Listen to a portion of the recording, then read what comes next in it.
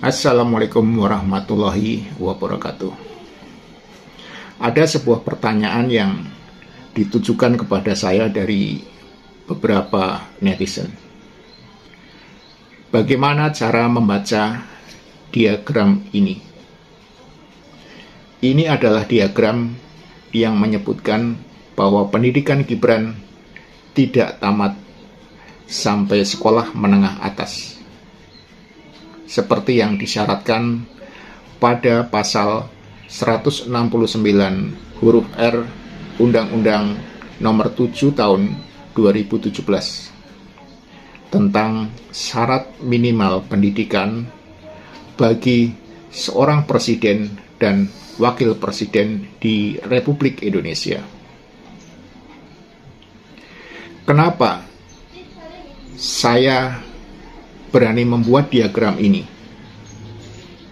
dan meyakini bahwa Gibran hanya tamatan sekolah menengah pertama, tidak sampai sekolah menengah atas?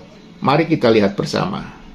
Di dalam diagram ini ada kutipan yang saya ambil dari sebuah surat keterangan Kemendikbud bernomor 9149/DDI/KS/2019 yang ditandatangani oleh Sekjen Kemendikbud pada saat itu, yaitu Dr. Sutanto, SHMA.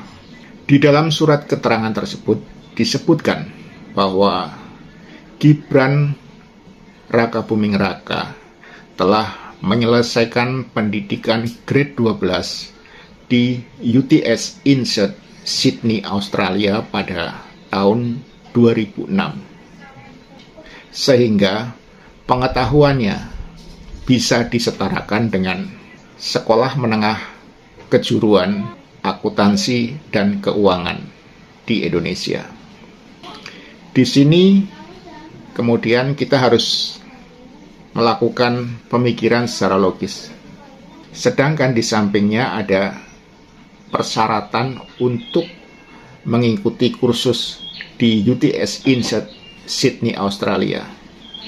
Ada dua persyaratan pokok, satu persyaratan akademik dan satu persyaratan bahasa Inggris. Di dalam persyaratan akademiknya disebutkan bahwa seseorang yang akan masuk ke UTS Insert harus menyelesaikan program kelas 12 atau grade 12 dengan nilai rata-rata tahunan 6,7. Nah, dari syarat akademik ini kita langsung bisa mengambil kesimpulan bahwa surat keterangan yang dikeluarkan oleh Kemendikbud untuk penyetaraan pendidikan Gibran Rakabuming Raka bisa dikategorikan asli tapi palsu.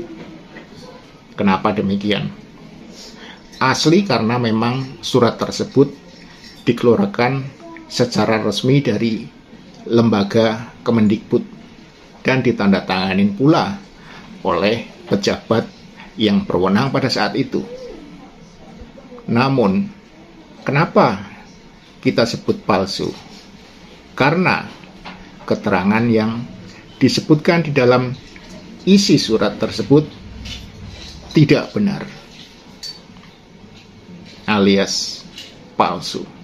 Sebab bagaimana mungkin Gibran bisa disebutkan menyelesaikan pendidikan grade 12 di UTS Insert, Sydney, Australia, sedangkan syarat akademik untuk masuk kursus tersebut harus terlebih dahulu lulus dari grade 12. Bukankah itu sebuah kebohongan besar?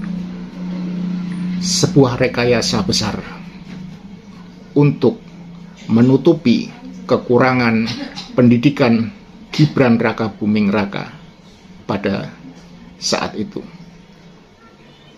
Jadi kita tidak perlu jauh-jauh untuk mengecek secara langsung ke Australia, atau kita berbicara yang lebih jauh lagi tentang pendidikan sarjana Gibran di Singapura, di MDIS, seperti banyak diperbincangkan oleh orang-orang. Bagaimana mungkin seorang yang tidak memiliki ijazah SMA bisa berkuliah di sebuah universitas? Jelas tidak mungkin. Nah, sekarang kita semua tinggal kembalikan persoalan ini kepada MPR yang besok pada 20 Oktober 2024 akan melantik Gibran Rakabuming Raka sebagai Wakil Presiden mendampingi Prabowo Subianto sebagai Presiden Republik Indonesia.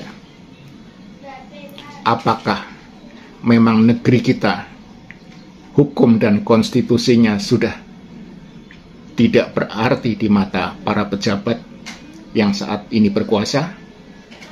Ataukah masih ada etika dan kebenaran yang tetap mereka tegakkan demi berdirinya Republik Indonesia ini secara utuh dan berlandaskan hukum? Salam cerdas menuju Indonesia lebih baik dan bermartabat untuk Indonesia Raya. Wassalamualaikum warahmatullahi wabarakatuh.